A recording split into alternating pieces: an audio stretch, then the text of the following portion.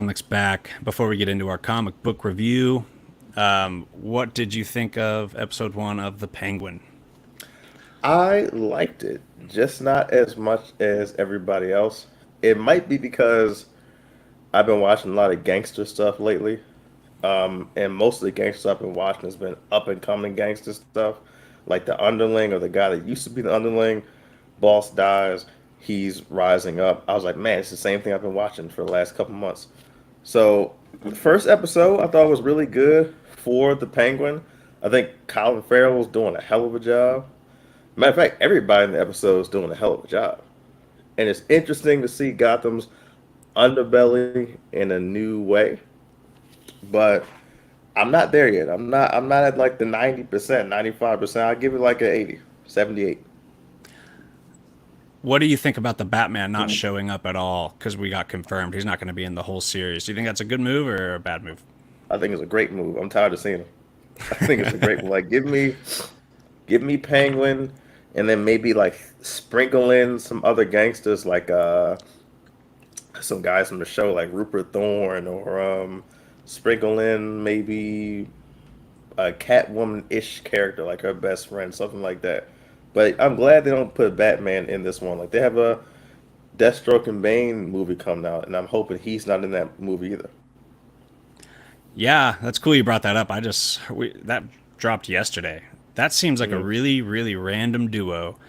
but I'm really excited about it, mostly for Deathstroke, but I think they're going to do a very comic accurate Bane, like probably the most comic accurate we've ever had, because the one in the previous, was that George Clooney or Yeah. Vlad Kilmer? Like that was one side of Bane, and then Tom Hardy's portrayal of Bane was the other side of Bane. You had Hmm. like the Venom strong monster guy, but he was dumb. He didn't do anything. Like he was not smart at all. But then you had Tom Hardy that Right. didn't have the Venom freak out strength going on, but he was a genius. So Right. we're gonna get both of those put together for the perfect comic accurate Bane. I can't wait for that. It's just so weird to have those two together.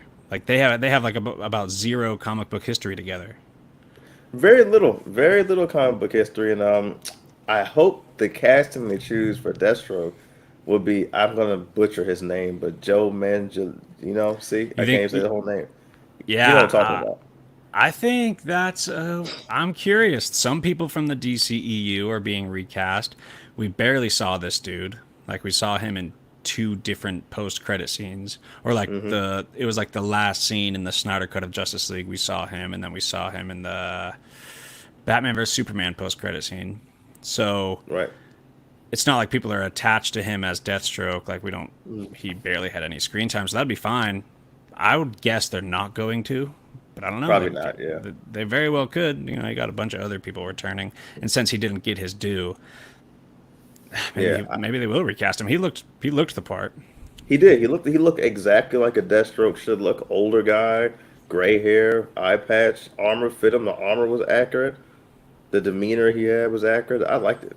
The design was so good. I was really excited for that side of Snyder's DCEU to come to play, like the Mm.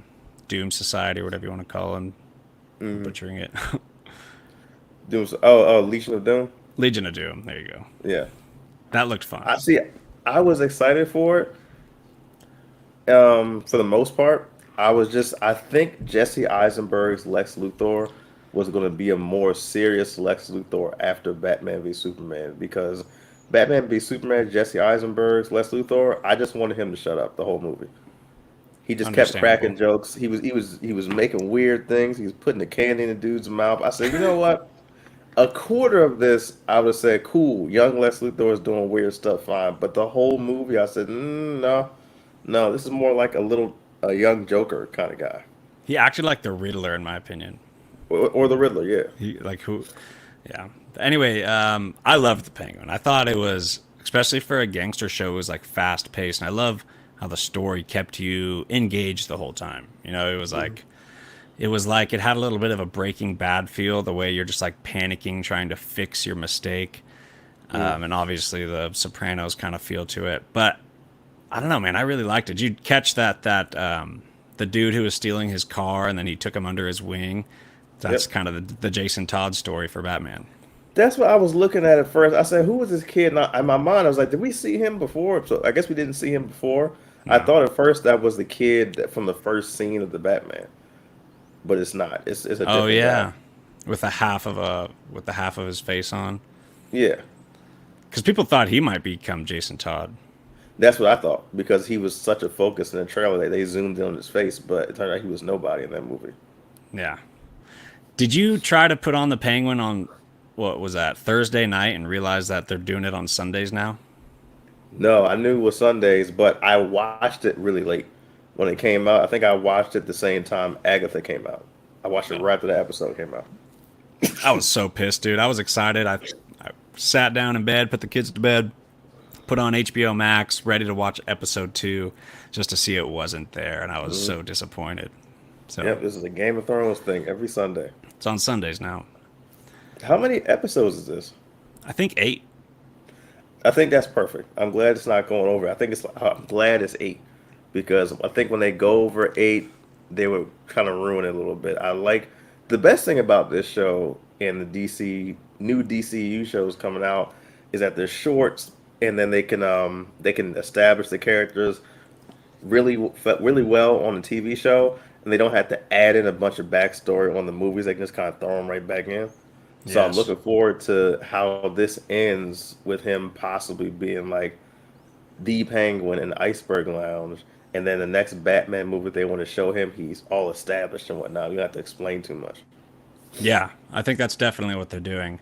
Matt Reeves dropped a little bit of details, and he said Batman 2 definitely like there's a little bit of a time jump, but the events of the Penguin will influence, or it will impact the Batman 2, and I think that's Mhm. perfect.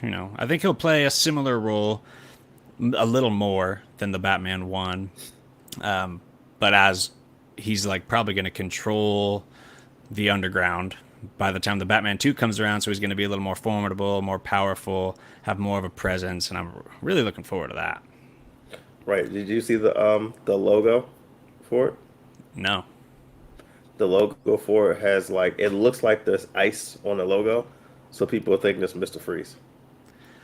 And I think Mr. Freeze will fit really well into that universe Mhm. because I always thought it was going to be Hush, but if you look at that dude, he looks like the Riddler's design in the Batman. That looks like Mhm. Hush, and Hush is just a serial killer. That would just be a repeat, so you don't want to get Yeah. too repetitive. But Mr. Freeze is a character that we can get behind and feel for because his whole motivation is just saving his wife, and he's just going to Yeah. kill everybody that gets in his way, and that causes Batman to get involved. But it's a character we could empathize with, and I think that would fit really well into the Batman too. I'd love that. And Joker's already in there. I'm hoping they don't bring him out already. But I know the Joker's already in there, so we got Joker, Penguin, Mr. Freeze potentially. And I was kind of hoping they kind of tease someone else, but tease someone we don't see much at all, like maybe a Killer Croc. Start off with showing them a circus or something like that. Because I kind of want them to have Batman having to deal with more than one villain. Killer Croc feels too fantastic for the Reeves universe, but Think so? if you play him like they did in you read Batman Earth 1, Hmm. that kind of a Killer Croc would be perfect for the Reeves Yeah. universe. Just something mild, like start off with seeing at least seeing another villain. I would love him to have really any villain besides Scarecrow I can deal with. I probably don't want to see Scarecrow again. I think what was he in? He was in all the Nolan trilogy, right? Yeah, Everyone. every movie. Yeah, I'd rather not see. I think Mr. Freeze, like you said, is perfect, but I want them to add in someone else that's not a gangster or Mr. Freeze-ish. I want them to add in somebody else. Mad Hatter. Matter of fact, Mad Hatter will work. We haven't seen Get, him at all. yeah, get the weird psychedelic element in there. He's trippy. That'll work, especially since Penguin is not a short guy in this show or the movie series. He's taller. So a Well, Mad Hatter, somebody shorter, that's really insane. I think that'll work. yeah. All right, let's get into it. That's a good one. That's when the intro plays. So, Hello, welcome back to Why So Sidious, a Nerd podcast. Today we're joined again by Kevin, returning from Kurono Comics. Or your name has changed on TikTok recently. Where can they find you on TikTok? You can find me at Kurono Comics, KURONO_MLF. MLF is the minor league films YouTube that me and my co-host do. Hell yeah. So, really happy to have you back on. Thanks for coming again. We are going to discuss some Penguin comics, 2 for 1 for you. We're going to do the Penguin One Bad Day comic along with the Penguin Pain and Prejudice comic. Before we get into it, go ahead and follow us on TikTok, Twitter, YouTube, and X at Why So Sidious Pod. We're live on YouTube right now. Recent episodes coming out. We did a DCU theories and overview breaking down the confirmed projects in James Gunn's DC universe with the Hall of Nerds. Brandon and Nate came on to talk about the DCU. That was a lot of fun. We discussed potential villains, potential Elseworlds projects, and then we went over all the confirmed stuff. Really fun topic for me. We're also doing all the Rings of Powers episodes. We're going to sandwich together the last 2 episodes. I believe that's 6 and 7, maybe 5 and 6. But yeah, we also are covering the Penguin. Episode 1, we got a full review out. Episode 2, we'll be doing all the episodes. So tune in and let's get into it. So first, let's compare these 2 Penguin comics before we kind of get into more of the details. But which one did you like more, The One Bad Day or Pain and Prejudice? Pain and Prejudice, I think, blows One Bad Day out of the water. Agreed. Like completely out of the water. Mainly because One Bad Day, the artwork, I will say, it's the artwork on One Bad Day for the Penguin especially was really good. I like seeing Penguin not as in somebody super deformed, super out of shape, as in like we get the Pain and Prejudice. He was super deformed and very insecure about his physical appearance. But One Bad Day, the storyline of his One Bad Day, I read that again last night, and I'm like, where is this going? It didn't really go anywhere for me. How Yeah, about you? it didn't really portray the One Bad Day aspect Right. those, which a lot of those One Bad Day comics didn't. And if you're Mm, unfamiliar, for the audience, this One Bad Day was a series of single issue comics based on Batman villains.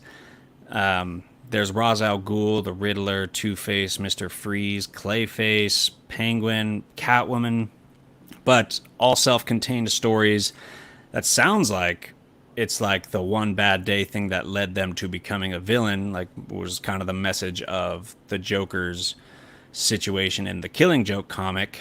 That mm. could have fit really well into this One Bad Day series. I think it influenced this One Bad Day series.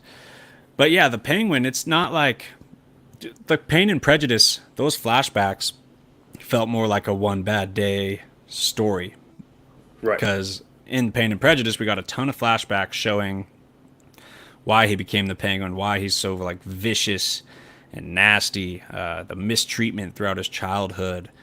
Very much a cautionary tale of the way people are treated growing up. Mm. That's how they end up treating the world. I also liked Pain and Prejudice much more than One Bad Day. Dude, it was everything that happened in that comic was so convenient. Like Yeah. he was climbing from the bottom, starting at the bottom, climbing to the top, and everything that pushed him forward and progressed his journey to the top of the criminal underworld was so convenient. Like, Yeah. yeah. It naturally fell into place. I thought that was weird. I was like, this Penguin should be struggling a lot more than this. He should be really struggling. It starts off, the comic book starts off with him not knowing a damn thing about Gotham. Like he just gets into Gotham and he's just starting to commit his like maybe not his first crimes, but committing petty crimes. Then the next few panels, I'm like, wait a minute, he's just moving on up, huh? Yeah. Yeah, we'll get into those details. And then before that, though, so which one of the One Bad Day comics have you read, and which ones are probably your favorites? I've read most of them. The only ones I haven't read were Riddler and Mr. Freeze. And Mr. Freeze, I didn't have any interest in because out of all the Freezy people in DC, he's my least favorite. Okay. Like Captain Cold and Killer Frost are my favorites. Mr. Freeze, I enjoy his story, but after 20 years of him looking for his wife, and he finally found a cure for his wife, I really stopped caring about it. I completely stopped caring.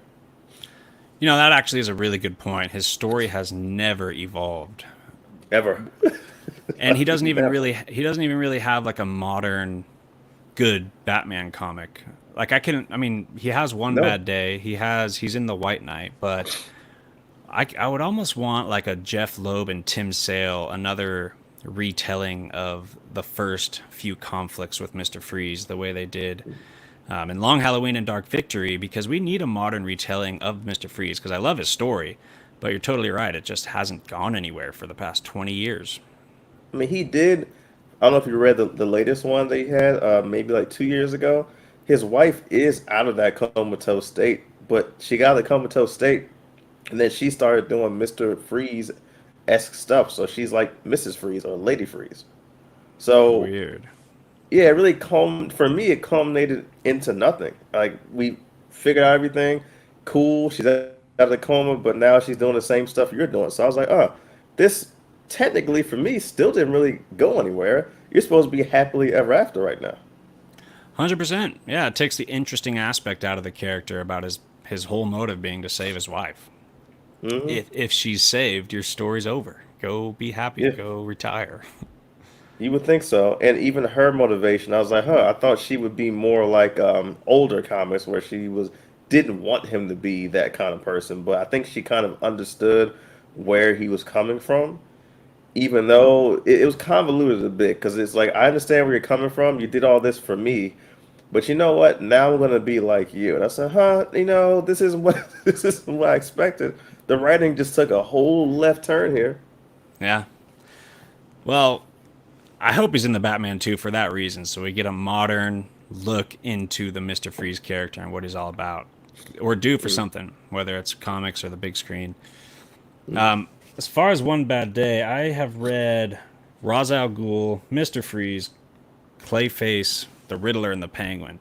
And I gotta say, the Penguin was the worst one I've read so far. Yes, absolutely, Yeah, absolutely. Clayface, I thought was very good. really good. Yeah, Yeah, I'm not.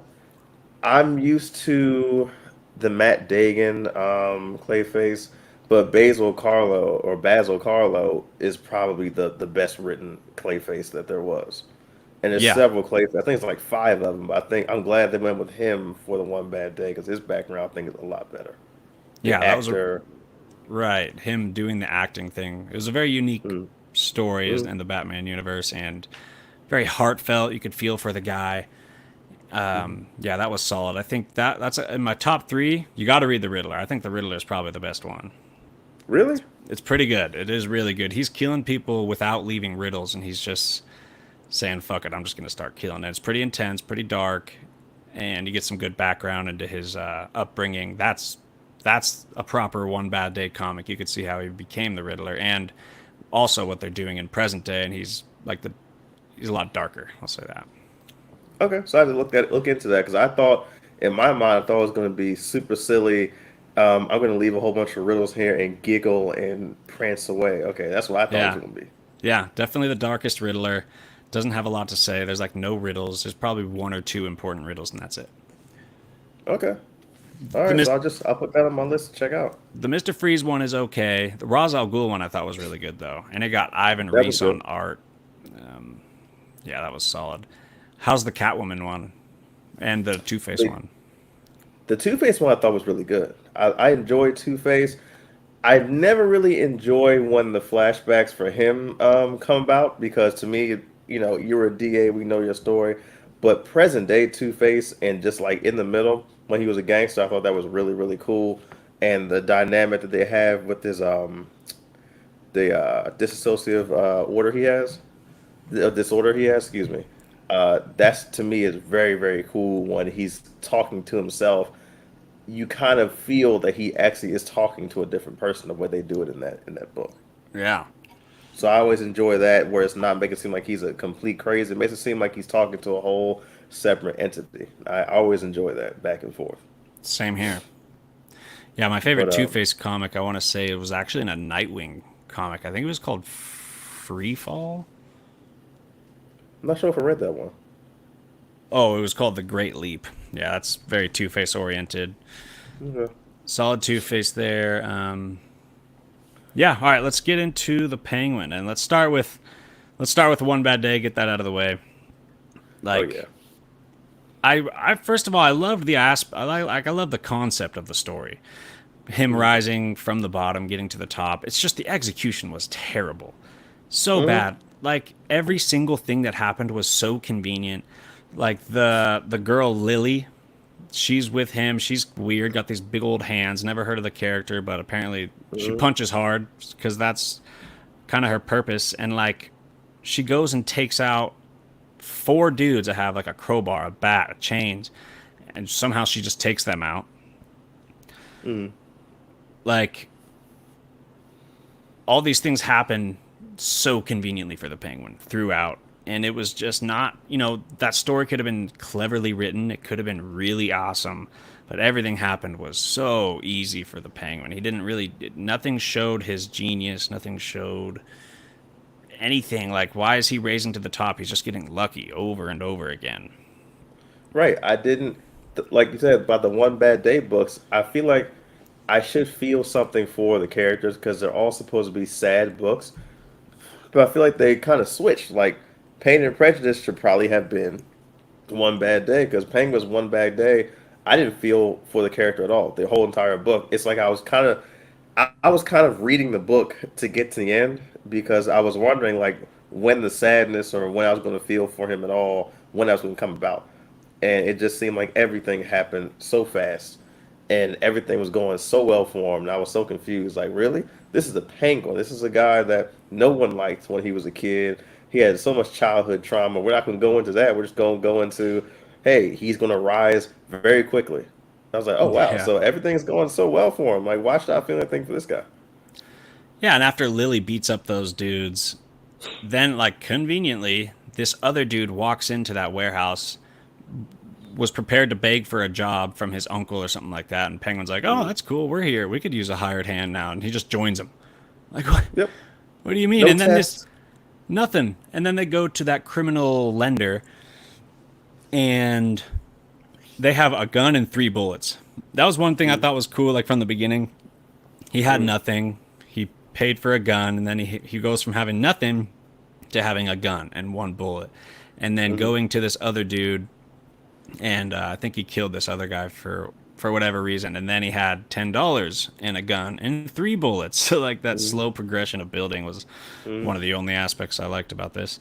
But when they go to that criminal lender, they got six dudes there. Five of them have guns, and then Mm. this kid that they just hired shoots those three bullets, doesn't hit anybody, and then the Penguin or Lily gives a speech about how crazy he is and how he's just off the rails, and that was enough to scare all six dudes. I'm like, that's not I didn't believable. under, I didn't understand that. To me, I thought they would have shot him while he was giving the speech or before he started talking, but I didn't think that was necessary in the book. I feel like that was bad writing. They could have written something else in there. That wasn't even like a penguin-ish character move. Let me give a speech about how crazy I am. Like there was no intimidation factor for me. There's no gangster. There was no I'm this guy. It was no, I'm just going to play crazy and Yeah, hopefully it scares them away. And it worked. And I thought it was weird that that worked. I know it just doesn't make sense. It goes along with everything else in this book. Everything is so easy for this guy for no reason at all. I felt Yeah. nothing. I felt nothing for that character. Like I said, I read that book just to finish it. I didn't read it really to enjoy the story. I said, okay, I'm going to read it and see if I get anything out of it. I got Right. nothing out of that book. I thought I was really gonna like it when it started. When it Mm, started and he finally gets his like $10 a gun and three bullets, I was like, oh, this is sick. Like this is going somewhere dope. And then it just really fell off the rails with overly convenience, ridiculous writing. Because what was the next thing? He goes to try to buy weapons because he got his mm, quarter mil from the lender after he scared them so much. And then this girl Fiega denies mm, him the weapons. And mm, conveniently enough, Umbrella Man, by the way, this is who the kind of the villain of this story is, and that's mm, who shut the Penguin down and who the Penguin is coming back for vengeance and coming back to take his spot on top of the criminal empire. Surely enough, they figure out he's going to this girl to go buy the weapons. So he sends a hit and goes and shoots them all up. So conveniently enough, Frida or whatever the hell, she calls the penguin. And she's like, all right, this dude shot me up. Now I'm on your side. Now you got Yeah, weapons. And it's just like, yeah. dude, go. Really? Oh, Everything went well for him. There was no struggle. The only struggle was the initial part of the book where it's like, hey, I'm so broke, I can't even get more than one bullet in this gun. yeah. I thought it was weird too. I'm like, what time period are we in that everything is so cheap? Yeah. I A thought that was $10 strange. gun or a $20 Yeah, gun. I was like, yeah. I damn. thought that was. I was like, that you can. When could you get $20 gun on the street? Yeah, I don't know Like if that was ever a maybe thing. 1900, maybe Right. 1900. And it was a That's muzzle. crazy. It was a muzzle at Yeah, that point. somebody would laugh at you. You might get shot for offering somebody $20 for a gun now. That's crazy. Yeah. All right. Anyway, he's strapped. He's got his weapons. He's got some people, and they go to war with the Umbrella Man and his henchmen. They walk up. The henchmen just see him walking up. They start making jokes about how there's only 5 people, and then boom, they all start getting sniped from this Mm, hidden member of the Penguins crew on a rooftop with a sniper. And so the Penguin goes to meet Umbrella Man face to face, gets ground and pounded, half to death, mm. but then he gets up and just bites this dude's jugular off, assuming that killed him. Yep. And they win. And that was the end. Now There you go. that part I did like. I kind of did Um, like that one scene, though. the Yeah. fight because Penguin, even though he shows that he can handle himself or take care of himself slightly, I said, okay, I see him get ground and pounded to the ground made perfect sense. Someone's gonna have to save him. Him biting the jugular out of that guy, I says, okay, that makes perfect sense for the Penguin. Like he's Yeah. not a fighter. He's behind the scenes kind of guy. I said that makes perfect sense that that's the way he ended the fight. That was one. I thought the girl with the big hands or the weapons lady was going to come in and save him. But I said, okay, they're going to let the Penguin do this on his own. He has to do it in some kind of cowardly way. So I 100%. figured I thought that was perfect. That's the Yeah. only thing about that book that I said, okay, that part made sense. The rest of it, I said, I'm side eyeing the whole book. Yeah, for sure. I just thought it was sick. The art was pretty cool, just panel after Hmm. panel of him getting beat down. And this dude has been bullied his whole life. He could probably take a few beat downs. And so Yep. he gets up and just gets all animalistic. He says something about how the dude was trying to fight a person, but he didn't realize the penguin's an animal, which it's not like the penguin a not like a penguin is the most intimidating, vicious animal, but No, still, it was pretty sick. no. So And like the artwork was probably the best I've seen the Penguin drawn because it wasn't super exaggerated to where his nose is way out to here, like sticking out a foot. He wasn't super out of shape to where, like, cause in some books he's so out of shape, his look like they're melting almost, and his body looks like it's like the Blob from the old Blob movies, like in the 1980s. That's what his body usually looks like. It's just like a really out of shape, maybe 45 to 50-year-old guy. I said, but this one he looks regular. He looks like a normal guy that just might miss a few days at the gym, and his nose isn't crazy big. So I yeah, like that. That's my favorite version as far as looks wise of the Penguin so far. for sure. I Batman Detective Comics New 52. The artist was Jason Fabuk, I Mhm. think I've heard it pronounced, which I don't know which one's correct. Mhm. He drew a good penguin, but he draws everything so well. Yeah, he He did does. like he did Dark Side War, he did Three Jokers.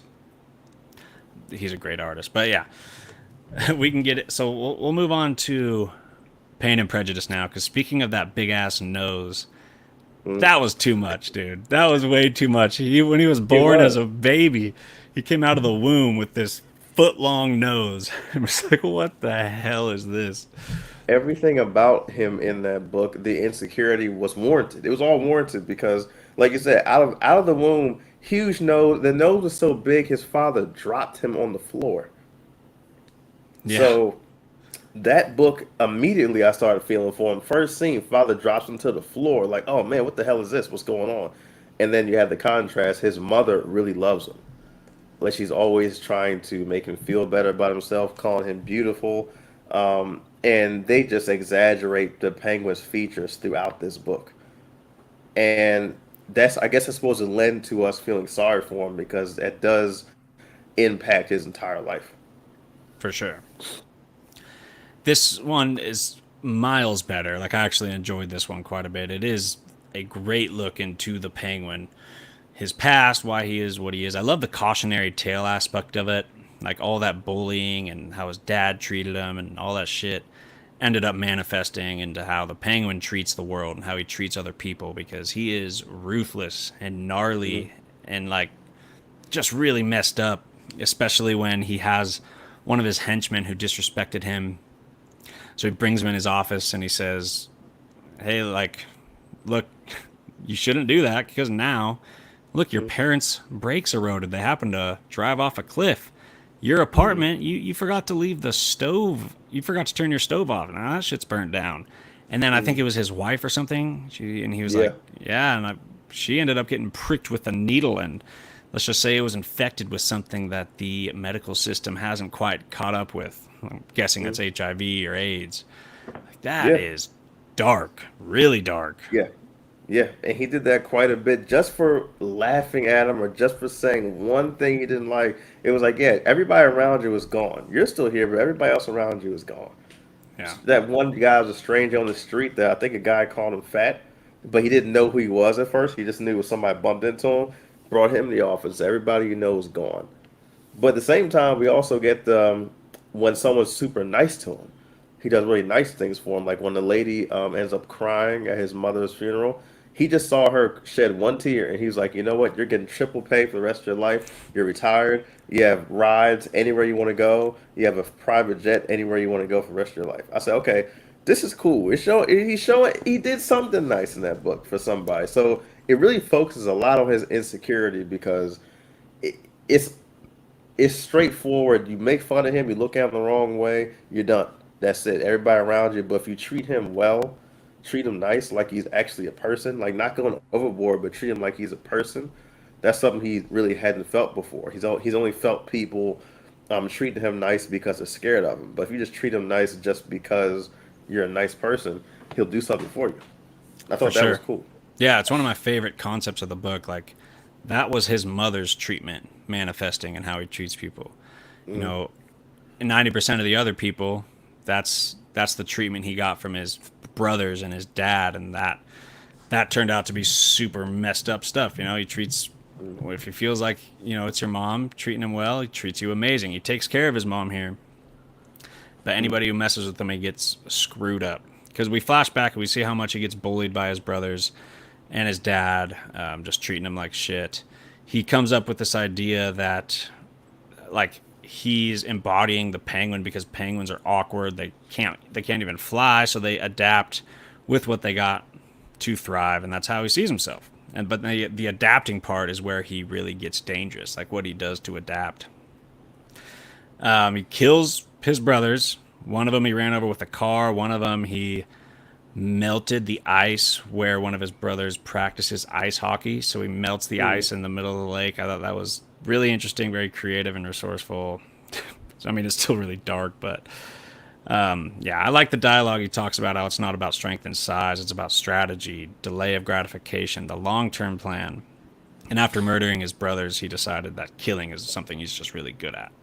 Yep. And looking back at that book, I'm so glad I read it again because I forgot. I was wondering. I always thought his family would treat him a lot better besides his father. His brothers were bullying him like they didn't even know who he was. They were Yeah, bullying him like he was a kid off the street, like chasing him up a tree, beating him down with sticks. You live in the same house. it's sad. So he had a super traumatic childhood. And then, luckily, his father also passed away in the book. And he kept, see, you know what I thought this whole time reading this book? Every time he went to go see his mother, I thought his mother was already dead. Oh, And I shit. thought he was actually just super insane or going super insane. And he's just posing his mother like that and keeping her like that, like, in some kind of iceberg lounge kind of thing. And so I didn't know that. So when his mother died, I was like, oh shit, this is like the nail in the coffin. That's it. There's no one else in this world that he gives a damn about besides we see him meeting a chick on the was that the zoo at the zoo, right? Where Yeah, the blind chick. yeah, she gets laughed out. He sees someone similar, like she gets laughed at because she's blind and didn't know what she was touching. She was touching a ferret, and kids were laughing at her because she said the animal felt strong, but then the guy's like, "Oh, it's just a ferret," and I guess the penguin saw himself in her. I thought that was cool too. Yeah, like you said about One Bad Day, like there's a lot of ways this book makes you feel for the penguin, and bringing this love interest in was a really cool way to keep you kind of emotionally tied to a part of the penguin, even though he's a nasty person.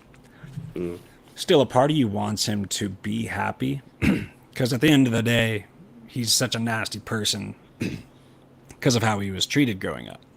You mm, know, like a lot of that's not his fault, even though everything he does now is so nasty. It's just because of how the world and his own family treated him. Like if your family is treating you that way, those are the people you're supposed to trust. They're the people who are supposed to be there for you. And if you can't trust your own family, you will never trust anybody out in the world. right. Which, I mean, that's how this love story ends.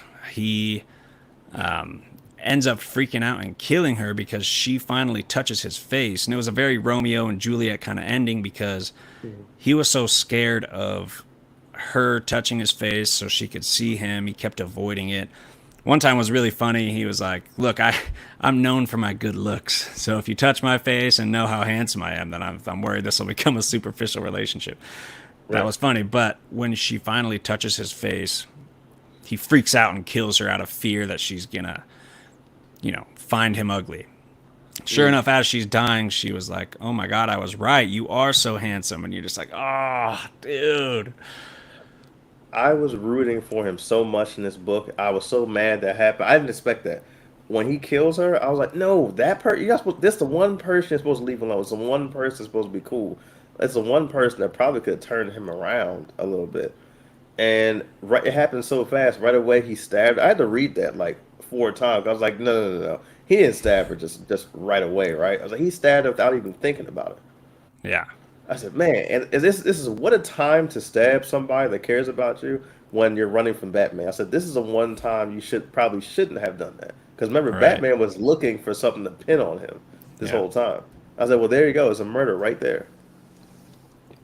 Well, it's just so sad, and like bringing it back to the cautionary tale aspect. Like it's 90% bad. The 10% of great treatment he got from his mom, that 10% of good treatment he gave to the world, Mm, like that 90% overtook him in that moment. The fear, mm, the lack of trust. He just freaked out and killed her. And it turns out she was attracted to him, and that could have been a really good relationship. Like you said, that could have yeah. turned him around.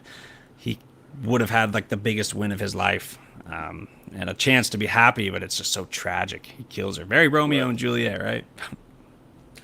And I also thought, and this is like maybe not even important, but I kept thinking, I said, man, you don't have a huge schedule. 'Cause I was looking at how much his assistant, because he had a couple assistants in the book. And I was wondering because it looked like he had no schedule at all almost. Like he was making his own schedule up. I said, huh. And at one point, he's looking at Batman as he came in, and Batman had nothing on him. And when he leaves, he's looking in the mirror at himself. But he's seeing Batman's physique, but just with his face on it. I said, huh, I wonder why all this time you just didn't go to the gym and start eating better. Right. I kept thinking that the whole time in the book. I said, man, you have all this time in your hand. I said, maybe this adds to the I'm not really insane, but I'm getting there part. Because I'm like, huh, you should have a gym in your house. Yeah, You you know have what the I mean? money. So I said, this is strange to me. Right. Yeah, he also has a dialogue about like what he could possibly do if he was tall and athletic and handsome like the Batman. Right. It's like, You can get there. I'm like, you can get there, and he's a multi-millionaire. I said, man, if you really wanted to get rid of that, I'm not saying you should. 'Cause I never tell anybody what they should do but you should be able to do what you want to do with yourself, right? So I said, oh, you know what you could do? Hire the best surgeon on the planet. There are some villains that are surgeons.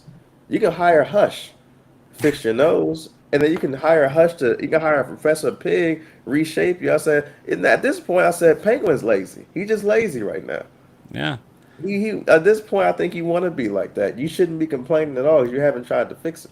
That was where my mind was going halfway through this book when he started looking in the mirror. I said, "Oh, you can fix that in like a week. Take you a week with all the money you got." could you imagine if they evolved the penguin in, a decade whatever. And he gets on some roids, he gets some liposuction, starts working out, starts training combat, and then I he's see this coming though. I'm seeing this coming in the future because now they have like the new Absolute universe coming out. I think that's what it's called. yeah. I see that coming. I see the Penguin not being Penguin looking anymore. I see him possibly having a pointy nose and then getting jacked. And I would That would be love to see crazy. him getting jacked. That'd be sick. He's already so resourceful and pretty clever and kind of just ruthless. It's hard to sit there and talk about his attributes because it's not like he's not written as a genius. Um, Mm, he's just resourceful and yeah, motivated. he's a big gangster and he's good at planning things. Yeah, yeah, He's not like a. I think he could be as formidable as the Joker is. I really think he could be, but I think he's good with just being the top dog behind the scenes, like the gangster, and then having that iceberg lounge. I think that's his go-to. But I really yeah, think if they really want to, they could write the Penguin to be pretty formidable. He's just not physically formidable. And honestly, the Joker really isn't physically formidable either. The Joker's right. like, was he like 6 foot, 110 pounds? Yeah, he's So scrawny. he's not that formidable either. So they could make the Penguin formidable physically as well. I think Yeah, they give him that physical edge. He would be cool. and you can keep the penguin look if he has a nice tuxedo, his umbrella. But then could you imagine Batman comes to stop him and Penguin just whips out some martial arts? Batman's like, I what need the to see hell? some of that because remember his kids, the Penguin's kids are in shape. They're in really good shape. Penguin's I kids? don't.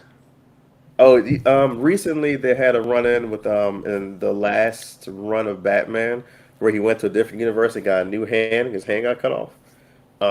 He fought the Penguin's son when he came back to the main universe, and he's thinking like, oh, it's just another, it's a gangster's son. I'll be all right. The Penguin's son starts to whipping that ass. Oh, wow. The Penguin's son is jacked. He was whipping his ass, ripping sinks off the wall.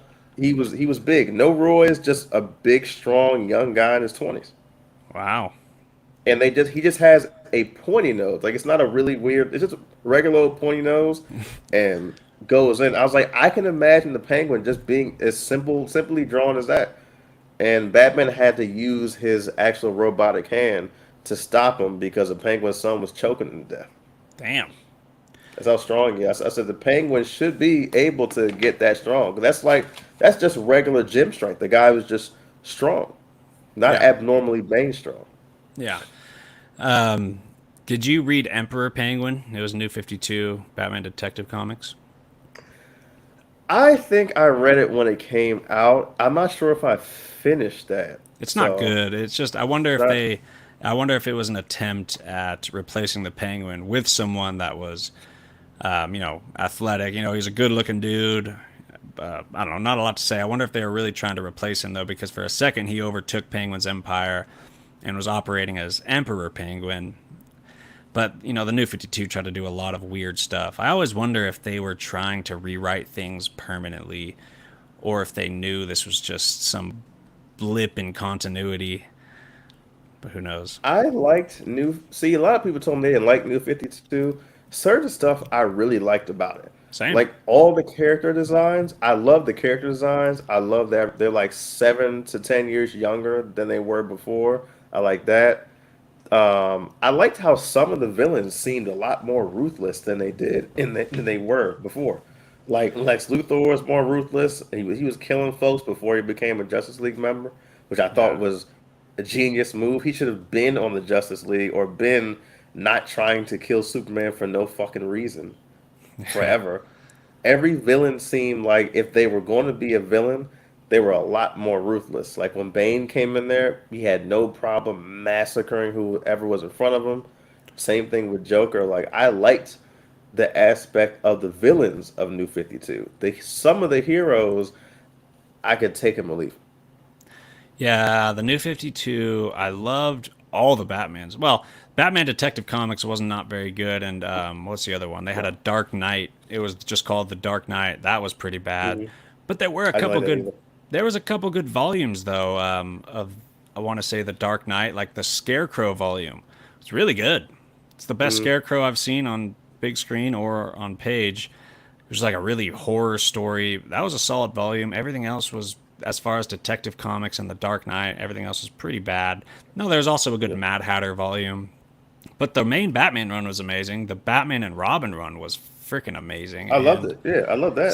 so I good. liked Yeah, I like that Batman run, The Dark Knight, only because that Batman was a little bit more realistic. Because when he was fighting people that he knew he couldn't beat, he had no problem calling for help. That's why I liked. I say, you know what? You know you can't beat him. Go ahead and get Superman or Flash on the phone. Yeah. Not like the Batman that we see sometimes, where it's like, oh, this guy has super strength, super speed. He can do anything in the world. I'm not calling for help. I can just beat him with hands. Yeah. I think So I was happy to see that part. the action and the art, even in the bad ones, was always really good. Like New 52 Hmm. was just had a ton of good art and good action. That Yeah. was the point. New 52 was supposed to be just like dark, violent, action packed.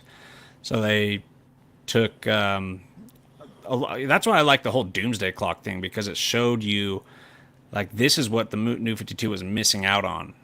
The hope, the love. Like there was none of that in the New 52 and Mm. the way that what's his name, Mr. Man or Dr. Manhattan took those aspects away. That's why we had the New 52. And then bringing all that stuff back, gave us the rebirth era. The real DC was back, and I thought that was so sick. Even though I I thought that did was cool. love Yeah. some of the New 52, the Justice League and New 52 also really good. Mhm. I think that's Martian about it though. Manhunter finally did something. Oh, the Green Lantern New 52 is also pretty good. The Green Lantern with Kyle Rayner or the one with just Hal in him? Oh, that's right. They had the New Guardians with Kyle Rayner. The I New hated I 52. hate New Guardians. Yeah, that's what I was Yeah, talking about. it wasn't very good. It's not the best Green Lantern stuff. It was just pretty solid. Mm. Sinestro went back onto the Green Lanterns. That was the coolest part for me was him going back. I said, "Oh, this is cool. This is going somewhere," and it did go somewhere. Yeah, I the Green Lantern run from New 52 even up to now, I think is 10 out of 10 all the way through. Like Rebirth, you read Rebirth, Hal yep, Jordan, the Green Lantern. I said 10 out of 10, really good, completely. really freaking good. And then the new one by Jeremy Adams or John Adams or something I heard is good. That's like next on my buy list. I really want to check that Hmm. out. That was good. But Batman and Green Lantern were the only two characters that their continuity didn't change when the new Hmm. 52 came into play. All the other Yep. characters, everything else changed, but the Batman and Green Lantern, because they were both so successful before the new 52. Batman was coming out of his Grant Morrison stuff, Green Lantern was coming out of his Jeff Johns stuff. Some of the best comics out there, so their continuity stayed the same throughout everything, and that's fine. It just gets a little confusing. Yeah, it does. And you're right. Those two pretty much stayed the same. I hear a lot of hate for the Superman Action Comics run, and I can understand the hate. Remember when he lost his powers in Action Comics when Lois Lane snitched on him to the whole world? I don't remember him losing his powers, but there's only 3 volumes of the New 52 Superman Action Comics, and I really liked the first 2 volumes. That's also written by Grant Morrison. Hmm. I liked it. I see a lot of hate on it, mainly because of Lois Lane change. I never hate changes because that was the point. They weren't going to make the whole story the same as it was before. I said so. Lois Lane being kind of like, oh, I'm a journalist and I'm also an asshole, so I'm going to tell everybody Superman's identity. I said, huh, this is different. And you know what? You could be right. Maybe he didn't lose his powers. I thought he did because I remember at one point he was bare knuckle boxing in a boxing ring against other metahumans, but he was just boxing. I remember that in Up in the Sky, the Tom King run, when he was boxing. Oh no, that wasn't bare knuckle though. He No, had this classic one is boxing gloves. this one he's on Earth and he kind of wraps his cape around his fist Interesting. Yeah. and he's boxing metahumans. And this is when the pre-crisis Superman comes to the New 52 and is about to restart the rebirth, and that Superman dies. I liked that run because Superman had little to no resources, and that's when they brought in the old Superman with Yeah. John Kent, his son, and the Yeah. old Lois Lane. I said, this is cool. So I enjoyed the New 52 for the most part. Yeah. It's just certain runs I thought were complete garbage, and I don't know why we had them. Yeah, so I like the Superman Action Comics, but I did not like the Superman main title, New 52. I thought that was not very good. No, it wasn't. It wasn't. But let's wrap up the Penguin Pain and Prejudice. Just one more thing I wanted to talk about was the Batman's presence in this comic. I Mm. thought that was handled really well because it's not a Batman comic, it's a Penguin comic. But when he showed up, he really packed a punch. They had really cool Batman action when he just comes in, gets the job done, and leaves. The art on the Batman was awesome because he was like this mysterious shadow figure. You know, you didn't even see his face till maybe the last issue. And I loved how he was handled. I like for the Penguin show, I would like it if the legend of the Batman is still bleeding into the story, like they talk about him or something. They're scared of being caught by him. And that's what it felt like in Pain and Prejudice. Even though he did have a physical presence there, it was very limited, but it was used so well. Like this, like ominous character. You never know when he's going to show up. He's going to show up and fuck your day up, but that's about it. He didn't really play into the story much. I just like how he was used. What do you think about it? No, it's good. It was good. I especially like because when I first saw him, I said, "Oh man, he's gonna come down there and beat everybody up, put him in back cuffs, and leave and tie him up." I liked that when he came down there. Every single time I saw him, he was talking to Jim Gordon. He was like, "Man, we gotta get the Penguin up out of here. Like we're hearing tales of him doing this to people. These people are all coming from his iceberg lounge. I can't go in there and just beat people up because we have no evidence." I liked seeing Batman frustrated throughout the whole book. Like, man, I could just knock him out and drag him in here, but I can't because I am Batman. I should uphold the law. And Penguin was doing his, due diligence. Like he wasn't getting caught. He wasn't leaving a whole bunch of evidence. The only evidence he had was, oh, these people are leaving from a place that I frequent. So I did like that. And then when he Batman finally came in and was putting fear in all the henchmen's hearts, I do like the scene. I don't know if you remember the scene where Penguin sends out three of his henchmen to look for Batman, and they're under lights in the room, and Batman's taking out the lights and the guy at the same time each time. I thought Yeah, that was kind of cool. that's pretty sick. Yeah, I really like when he's used that way. He's the legend in the background. All right, yeah. Any more thoughts on the comics or anything else? No, Pain and Prejudice is a 10 out of 10. After I read that again, one bad day, I'm gonna give that a four. Four, yeah. That's Uh, if out of every comic I've covered on this podcast, that's got to be the worst one so far. But Yeah, usually, to be fair, we choose good ones to cover. mm, Yeah. you have a lot. That's a collection in the back. You have a lot of trades, a whole bunch. Yep, I do trades, man. I don't do single issues. I don't have the patience to wait a month for the next chapter, and it is more Mm, expensive at the end of the day if you buy all the single issues. And you could sit it down is. and read a complete arc. You know, the 6 or 12 issues. You could sit down, get a beginning and an end. So that's how I do it, and it's easier to store. I mean, it's easier to display. Like if you have a bunch of single issues, there's no Mm, you can't really you could organize it, but you don't really know what you're looking at. You got a full view of all the titles like this. It's right. just this is the best way. Omnibus is probably the best way to collect because it's just so complete. And at the end of the day, that's probably the cheapest way. You know, Mm, it's tough. It's tough to drop $80 on a purchase, but it is cheaper than buying those same contents in single issue or even trades. You know, it's probably cheapest to go omnibus, but that's yeah, tough. it is. It is. The only time I buy single issues when I really, really, really care about those issues, like I have to have them right here and now, and I'll buy the trades of the characters where I was like, oh, I didn't like it enough to buy the single issues, but I'm like, okay, I can get a trade, and I'll probably enjoy it a lot more reading, like you said, a lot more reading the whole series. But X-Men books, every X-Men title I've had to buy single issues because I can't get enough of it. They've been killing it for the last like, was it the Decade. last 10 years? Yeah, they've Yeah. been every issue, every single issue has been like a must read. It's Yeah. been ridiculous. Every era has been so cool ever since. You know, to be honest, I'm not a huge Claremont fan because I think a Really? lot of I know it's like that's definitely a minority thing. I get some flack on that for TikTok too, but it's just the dialogue's corny, along with a lot of other like older comics. Dialogue's not believable. It's corny and campy, and they're like, you know, I'm gonna use my blast to disarm this person before I go with a Yeah. side kid. Like they explain what they're doing. That's not how people talk, and the art obviously is not on par. So for some Didn't reason, he you know, write? Didn't he write Utopia? That was that him? I don't think so. I He don't didn't think write that. Claremont was on Utopia. Um, Okay. God, I wonder who wrote that. But I mean, I love that whole era of comics. I love the whole Hope Summers thing, with the Messiah complex and all that. And then you get into the Utopia stuff where they have their own island, and then you got Avengers vs X Men stuff, but then you got the Hickman X Men stuff. Like this just been banger after banger. So Yeah. when I'm throwing top five X Men stuff that's like super modern, people are like, "Where's Claremont?" Like I don't know, dude. It's not. It's just overrated. I don't feel like I'm into the Right. stories, and you have such good modern stuff anyway. Like people are just attached to their, maybe they read it as a childhood, so there's some nostalgia. But for a modern read, I can't do it. No, I agree that I think Chris Claremont's a little bit overrated, and I was wrong.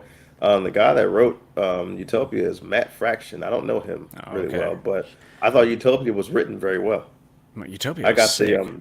that's a trade that I got. Utopia, Dark Avengers, Dark X-Men. That whole run I thought that was beautifully done. I even like the run where people hate this run. They hate when I say this, but I like the run where after Avengers versus X-Men, where Scott Summers killed Professor X. Uncanny I X Men. like that run. Me I like too. that run where Scott Summers is like, you know what? I'm the new Magneto. I'm going to do stuff to preserve mutant kind. I'm like, why hate him now? That's the whole point. Like Yeah, he's tired of the shit now. I really like that run actually, and it ties well into Uncanny Avengers leading into Axis. And I don't like Axis, but the Uncanny Avengers run going into that, which is parallel to the Uncanny X Men stuff, there, so good. It's like one of the coolest, most underrated runs ever, written by Rick Remender.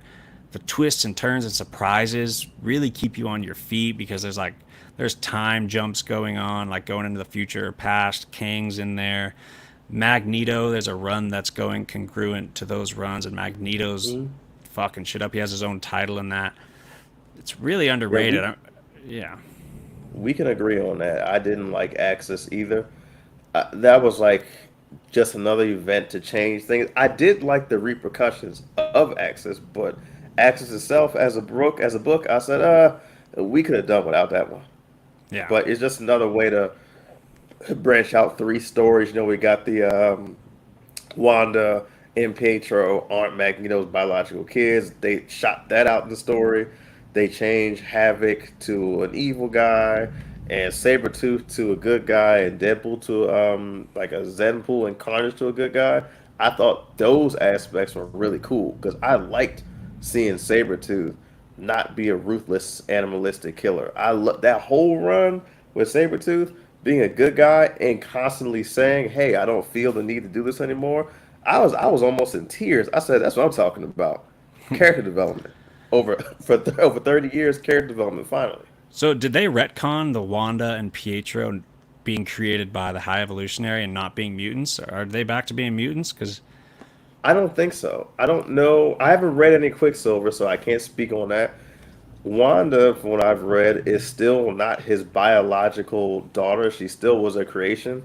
And now she's not just a creation, she's like a Axis being. I'm sorry, Nexus being. She is like, she can resurrect herself. She's like Mistress Manhattan. She can do everything. I'd even have her being almost above Manhattan now. They've molded her into someone that has to be there. yeah, that's actually a bummer. I would like, her as Magneto's daughter. I thought was a really cool aspect. Mm, But yeah, that was in Uncanny Avengers. They said the High Evolutionary said that he captured these Pietro and Wanda as children and tested on them, and that's where they got their powers. So they're not yep. mutants. That's Yep. crazy. I don't know how I feel about it, but it's insane. And I don't think it was necessary. I don't think that was necessary at all. But that's True. like the only thing we got out of, the Axis event was like those stories branching off out of that. I don't think we needed that event. I thought that event was super silly. The Red Yeah. Skull taking Professor Xavier's brain and becoming like an onslaught type Red Skull. I Yeah. said, this is silly. Yeah. So, but, you know, Yeah. It was just the build up to it I thought was all good. hmm, And then they dropped the ball. yeah. All right, well that wraps it up. Kurono, Kevin, thanks for joining me, man. Always a pleasure. Thanks for The having me. last, hell yeah, the last thing Kevin did on the Why So Sidious podcast with us over here was the Failsafe Batman comic book review. So go check that out. We also talk a ton of stuff related to the MCU, DCU, and a little bit of Star Wars. That was a really good episode. Yeah, Why So Sidious Pod, TikTok, YouTube, Instagram, Twitter. And then, yeah, we'll just keep covering Rings of Power, The Penguin, and we'll have another Week in Geek out soon. We took some time off Week in Geek because there's a lot of content to cover, but that's where you're going to get a lot of the recent nerd news involving movies and shows and stuff like that coming out. So check it out. Thanks again for tuning in. We'll see you next time.